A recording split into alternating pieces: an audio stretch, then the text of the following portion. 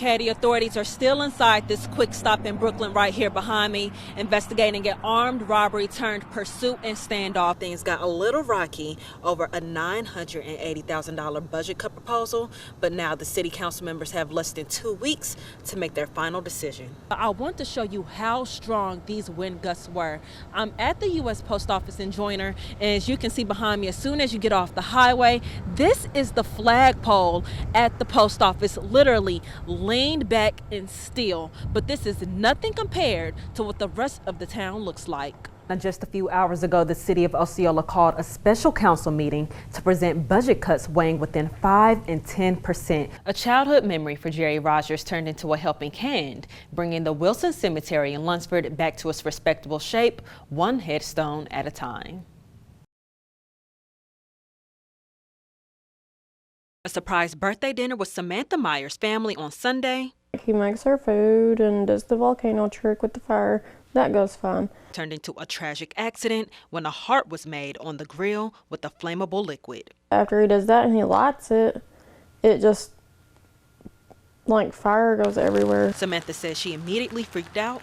I just felt really hot. And started patting out the flames on her jacket and ran to the bathroom to throw water on her face. My mother-in-law asked one of the employees, "Oh, do y'all have burn cream? Do y'all have burn cream?"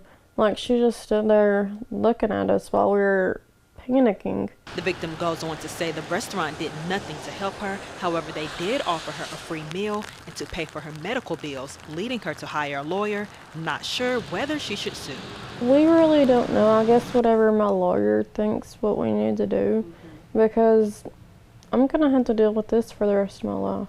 Samantha says she's suffering from both eyes infected, burned off eyebrows and lashes, first and second degree burns on her face and neck, and now a recent diagnosis of PTSD after experiencing nightmares. I tell her she's beautiful every day and just try to be that support she needs. The couple ended their story with the message, we just hope nobody else has to go through it. With whatever happens, that they take more responsibility and just more safety measures. Not just to Kimono, but to all restaurants. We'll just rake this up into one big pile. I remember seeing the cemetery a lot when I was a kid, just coming by and seeing the shape that they had it in out here. In a shape that was well taken care of until committee members of the Wilson Cemetery all passed away. Fast forward years later, that's when Jerry Rogers and his wife Ginger decided to step up after noticing the gravesite abandoned with tall grass and headstones knocked over and seeping underground. And I knew that if something didn't get done pretty quick, that it would just be left to continue to grow up. Left to grow up with history left behind. Part of a flag.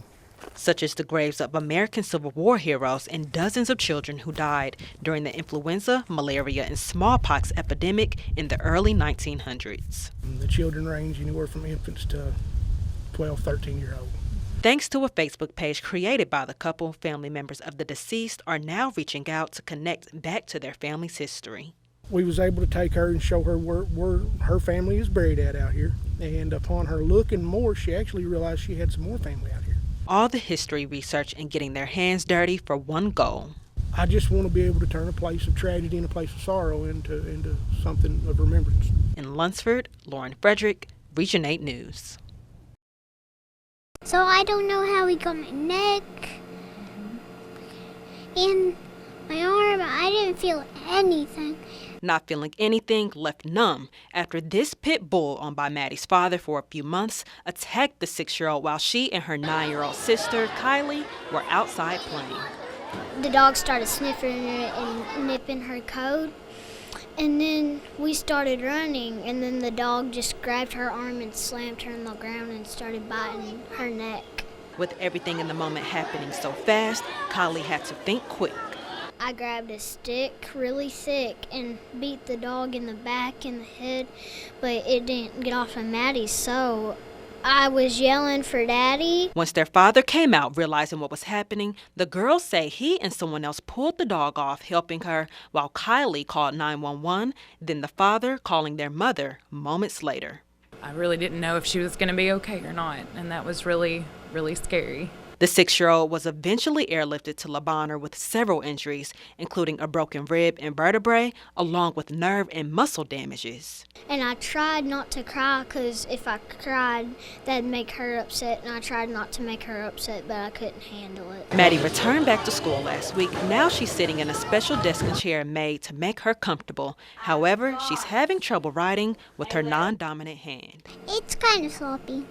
A bad situation? God was there in the right time at the right place, so I was thankful for that. Turning into a stronger sisterhood and love for each other. Even though me and Callie fight a lot, we still love each other.